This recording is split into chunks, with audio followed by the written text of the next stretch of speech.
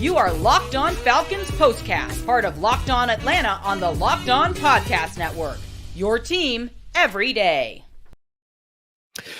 Welcome, guys, to the Locked On Sports Atlanta Postcast. Of course, Aaron Freeman here, doing it solo. Tanitra's feeling a bit under the weather. Jarvis is taking a post-holiday vacation, so I'm holding it down. I'm also feeling a bit under the weather, but unlike the Atlanta Falcons, I decided to show up today. And today's Locked On Falcons postcast here on Locked On Sports Atlanta is brought to you by Prize Picks, the easiest and most exciting way to play daily fantasy sports. Go to prizepicks.com/LockedOnNFL and use code in all lowercase LockedOnNFL to get a first deposit match up to $100. And we thank each and every one of you that is an everydayer here. And of course, guys, you will have plenty of time and plenty of opportunity to vent your frustrations in the chat as you watch live. And, some of the best comments will be shared towards the end of the show. But let's start with our big takeaways. And I reached out to Jarvis and Tanitra, who, while they couldn't be here, did get to see the game. And they shared with me their biggest takeaways, texted them before the game ended to see where they're at on this team. And Jarvis texted me back and said, my biggest takeaway is, should Arthur Smith be safe? Can't speak on job security after a loss. And Tanitra said, last week was what most thought as the most complete game / win the Falcons played this year. This loss to the Bears feels like the most incomplete game. Tanitra shared some other takeaways that we'll get into later. We'll talk about Arthur Smith's job security probably a little bit later in the episode on the deep dive. But let's talk more about that incomplete performance, because to me, that was kind of my biggest takeaway from this game. The Falcons not showing up. It's been kind of the story of their 2023, that anytime you feel like this team takes a step forward, like they did last week in that 29-10 win over the Colts, you get to step back the following week, right? Now, again, you can make excuses, right? You can look at the we've had a lot of sort of cold weather, rainy, snowy. Today was a snowy day in Chicago that led to some missed field goals from Young Wei Koo that kind of got off the Falcons off to a rougher start than they probably needed to, and led to the Bears to get out to an early lead. This is a dome team. They've played poorly in some poor weather games, but Arthur Smith has kind of built a team that seemingly should have the type of identity that should win these types of games by running the football and playing good defense. And the Falcons, they were somewhat effective running the football, at least as the game wore on. But they didn't play much defense. And we haven't talked too critically about the defense this year, right? They've made some mistakes. They haven't been perfect by any means, but we've always made excuses for the defense because they've consistently shown up week in and week out, and that has not been the case for the offense. While the offense, didn't really I don't know. It's all relative, right, guys? It's all relative. But the point is, this was the first time where the defense truly laid an egg, right? They gave up 9 explosive plays in this, 20-plus yard plays in this game. And most of those came to DJ Moore. DJ Moore just wrecked the Falcons this week. He had 5 20-plus yard receptions in this game, finished the game with 9 catches for 159 yards. You got 2 explosive runs from Khalil Herbert, 30-plus yard runs. Rashawn Johnson caught a check down for 20 yards on like a coverage bus. Even the Bears' third-string tight end, Robert Tonyan, had an explosive catch in this game, right? I looked it up going into this game. Justin Fields, when he targeted DJ Moore this season, his passer rating is 130 going into this game. He targets any other receiver for the Chicago Bears, it's less than 70. So his passer rating dropped 60 points just by not throwing the ball to DJ Moore. And, after this game, that passer rating is only going to go up from 130, this week, because basically the Falcons okay, if we can stop DJ Moore, we can stop the Bears passing attack, and they couldn't stop DJ Moore. And to me, this raises questions. This is the first time we're sitting here on a postcast being like, Ryan Nielsen, what's going on, my guy? Because seemingly the Bears were just we'll just put DJ Moore in a slot, and we don't think the Falcons have an answer. And the Falcons didn't have an answer for that, right? And then at some point they made the decision to, hey, okay, after the first couple of drives, let's put AJ Terrell to shadow DJ Moore. And Moore was cooking him. And it was just like they had no answer for it, So we went into this game being like, man, Justin Fields' running ability is going to be a major problem for this Falcon team that hasn't been able to stop Josh Dobbs or Kyler Murray or Baker Mayfield or any of these guys from running the football. And like, while Justin Fields did make some plays with his legs, like that was like, I don't know, like where would you guys rank it? 5th, 6th, 7th, 10th on the list of issues that the Falcons couldn't deal with today defensively? So it was just incomplete game, yes, is putting it lightly. Where did that comment come from? I saw that somewhere. Yeah, incomplete is being too nice, but like that's a perfect way to describe it. It's just like they didn't show up really at all in this game, and that was really disheartening to see. But as I said, that's been the story of the Falcons season all year long. It's like you take one step forward and you take 2 steps back the next week, and then you take another step forward. Like, and so, hey, guys, Falcons still in the playoff contention. They still technically have a outside shot at making the playoffs. I guess if they beat the Saints and probably something else happens next week. I don't know. I'm at a point, I haven't cared about the playoffs since the Panthers lost, because after they lost that game, I was like, okay, they're not making the playoffs. And if they do make the playoffs, it's like, God bless them.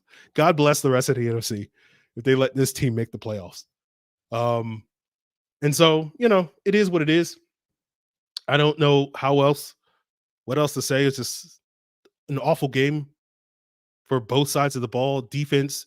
Oh, let me throw some stats at you, tell you how bad the defense played today. Okay, here we go. 432 yards allowed today, second most allowed by this Falcons defense this year. 192 yards allowed on the ground. That's the most allowed by this Falcons defense this year.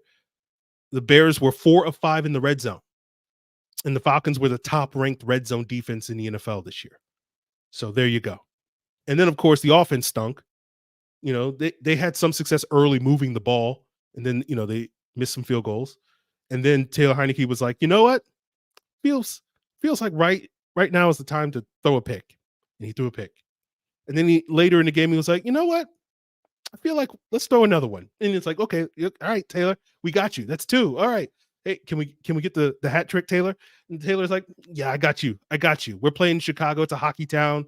Go Blackhawks, right? Only good, I don't think the Blackhawks are technically a bird, but the only good bird in Chicago is definitely not the Falcons. And so Taylor Heineke gave us that hat trick. And then Desmond Ridder came in the final 4 minutes, and he was like, you know what? I'm gonna throw a pick too, because I'm gonna be me. And that's Desmond Ridder giving you his best Desmond Ridder. So that is what this game was, man. So let's talk about Arthur Smith and, does this game affect the Falcons' decision-making when it comes to firing this coaching staff, man? Because, oh boy. Oh man, this is a fun day, guys. We're going to have some fun on this one. So we're going to get into that as we continue today's Locked on Falcons. But first, guys, I want to tell you about Prize Picks, the most exciting way to play daily fantasy sports.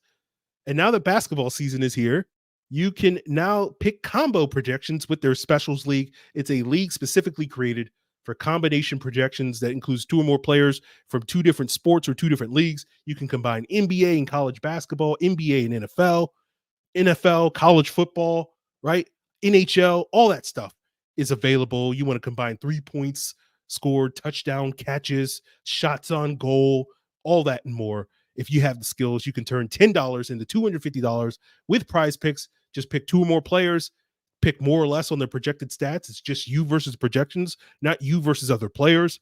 And the more entries you make, the more money. You can make up to 25 times your money. There's quick withdrawals, easy gameplay, an enormous selection of players and stat types. That's why Prize Picks is the #1 daily fantasy sports app. Go to prizepicks.com/LockedOnNFL and use code LockedOnNFL for a first deposit match up to $100. That's prizepicks.com/LockedOnNFL. and use promo code Locked On NFL. Prize Picks is daily fantasy made easy. So let's talk about Arthur Smith's job status, and let's read Tanitra's take on it. All right, because she had an interesting mindset. Most of us said Arthur Smith's job would be secured barring a catastrophic loss. This might be catastrophic enough. Supposedly, these teams were evenly matched. Sure didn't look like it. Tanitra nailed it again. Right. So, Tanitra feeling a little loopy off of her meds because of a recent issue she had, but the mind is still sharp. So she's spitting hot fire on today's postcast in absentia. Right. And so we got another report from the NFL Network, multiple insiders over at the NFL Network reporting over the weekend that, on the various job status of some of the coaches that are considered to be on the hot seat, right? That included both of these coaches in this game, Matt Eberflus and Arthur Smith, excuse me. Right? And they basically said both of these coaches should be safe, right? And we've been hearing for weeks now that, Arthur Smith basically said, a couple of weeks ago to Georgia Public Broadcasting, we'll let the season play out.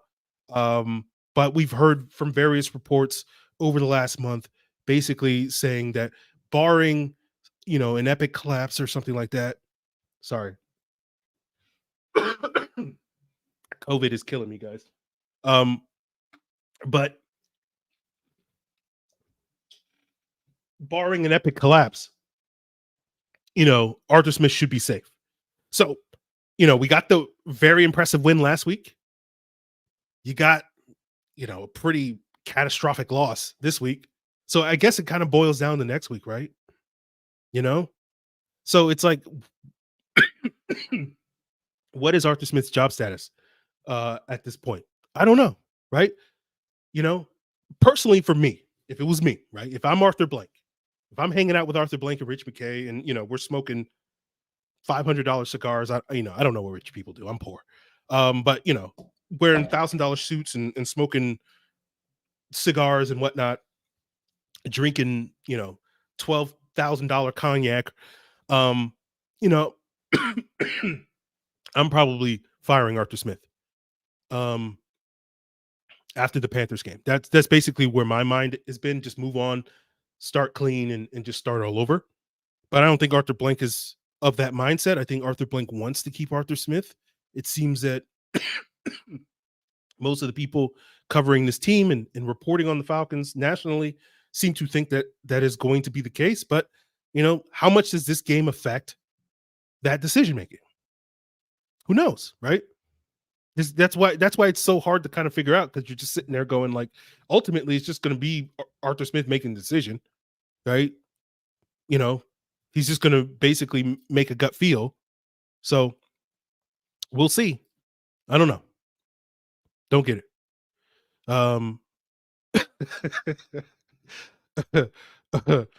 Yeah, man. Yeah. I don't think I'm going to hear too much about the Heineke hive this week on Locked On Falcons YouTube comments. But yeah, I don't know. Arthur Smith.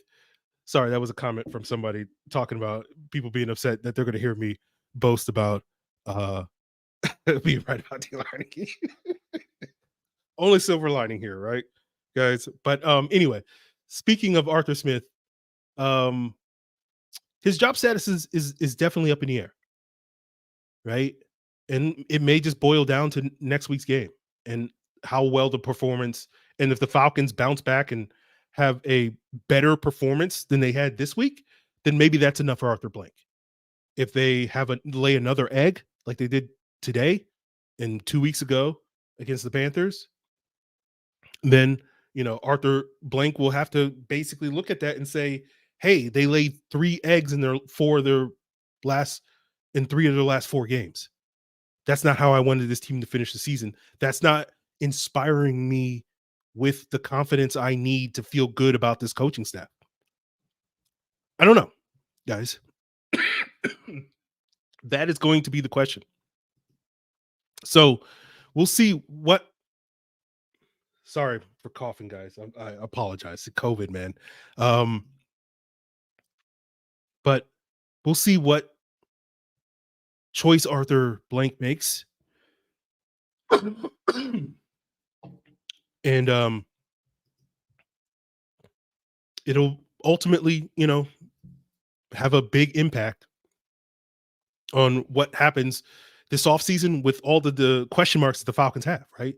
They have question marks at the quarterback, right? They're, obviously we're sitting here talking about the coaching staff, right? So they have questions there, but they have a lot of other personnel issues they have to address. They probably need another weapon at the receiver position because, when this team needed to generate explosive plays to sort of come from behind in this game, you know, there were few and far between, right? They did generate some explosive plays in this game. They got 7, right? Including a 75-yard touchdown from Tyler Algier on a screen pass, right? But most of those plays came in the first half when, I guess you could say they were in the thick of things. But when in the second half, when they needed to come back, down 3 scores and whatnot, they weren't really throwing much at the Bears, outside of a Heineke scramble for a touchdown. Great play by Heineke. Love that. But, I'm looking at the stat sheets and I'm like, oh yeah, like their most explosive plays were all on penalties from the Bears in the second half, other than that Heineke scramble, right? They had a roughing the passer call on a Pruitt pass that got them about like 30 yards of field position, and then they had the unnecessary roughness on Justin Jones where he ripped off Matthew Bergeron's helmet that got them another like 20 yards. So this team lacks explosiveness, right? So I'm just saying all that just to basically be like, they have a ton of holes they got to fill.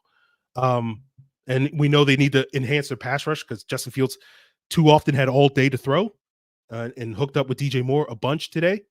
And they need to find more talent, I guess, on the back end too, because man, we operated this whole season thinking the secondary was such a strength of this team, and then basically over the last like 6 weeks, it's been kind of meh, and then you just watch DJ Moore just absolutely annihilate them today, and you're just like, I guess the secondary is not as good as we thought it was, because that shouldn't happen. You shouldn't let a single receiver do that to you. I could understand it if it was Tyreek Hill, given the season that Tyreek Hill has had.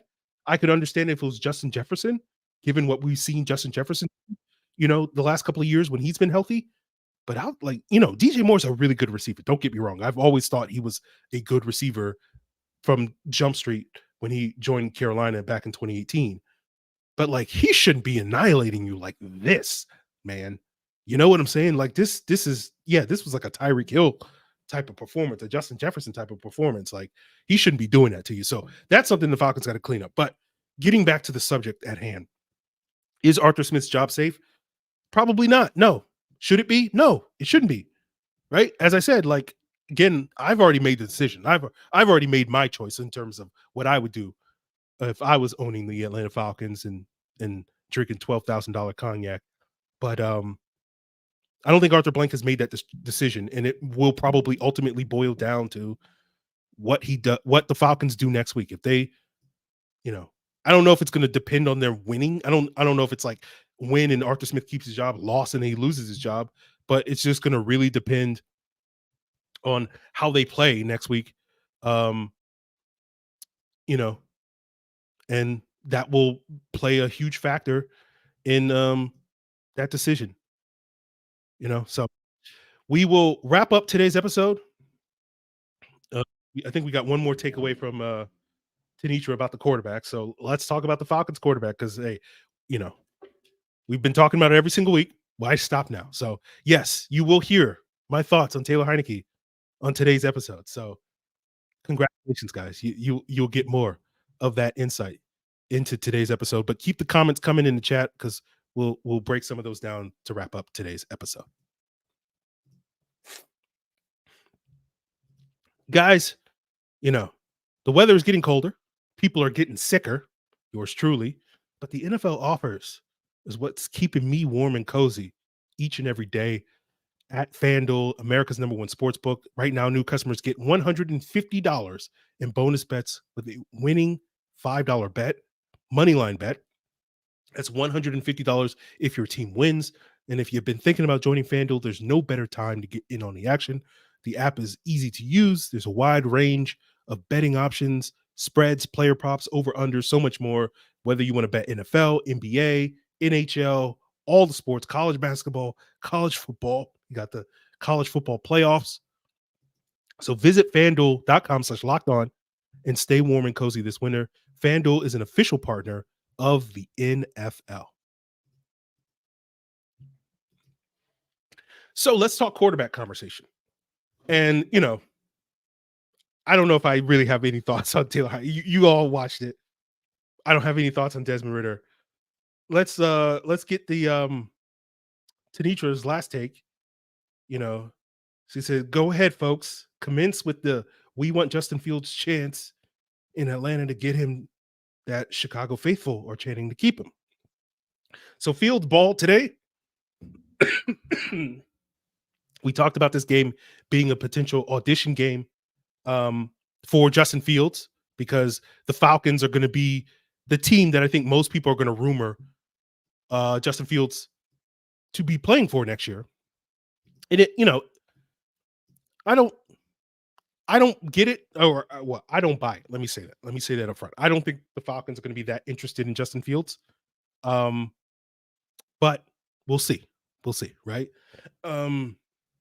But he did as about as well as you would need to do in order to sell yourself as a high value player, right? Fields has been very up and down this season throughout his career, right? He's been, as I said, like he's been elite when he's throwing to DJ Moore. He's been pretty underwhelming when he's throwing to anybody else this year. That continued to be the case today, although, he didn't look too bad throwing it to Robert Tonyan and Roshan Johnson and whatnot. But, and then he hit a deep strike to Tyler Scott that he dropped in the end zone. So he was on the money today. So he did his thing. And like I cannot say anything about Justin Fields in the negative way based off of how he's performing. So he definitely enhances stock. We'll see what the Bears do. He certainly made a case to stay in Chicago with this performance. Again, the old adage, if you've been checking out Locked On Falcons or you've been watching Locked On Sports Atlanta for a long time, we've talked about this a ton over the years, which is, the Falcons are the get right team. And so if Justin Fields wanted to raise his stock, there's no better team to play than the Atlanta Falcons. And he did that. So now the Bears are like looking like, man, perfect timing playing the Atlanta Falcons in late December. Now, maybe we might even be able to get a first round pick for Justin Fields after this performance, because people can look at this and say, hey, he played, elite against one of the best defenses in the NFL. Now, Falcons defense didn't look like that on Sunday, but again, the reason is going to be because that's just how good Justin Fields is. Right. So we'll see what the Falcons do at the quarterback position. We know that position is going to be a priority. That was one of the things that, the NFL Network reports were talking about, which is bring back Arthur Smith with the priority of upgrading that quarterback position. Arthur Smith might be able to brush this off as like, hey man, Taylor Heineke stinks. He threw 3 picks today. It wasn't my fault that he threw those 3 picks. He just couldn't see underneath defenders, which, we saw last week on film. He was throwing late over the middle to guys and players were jumping throws. And last week it didn't result in any interceptions. And this week it did.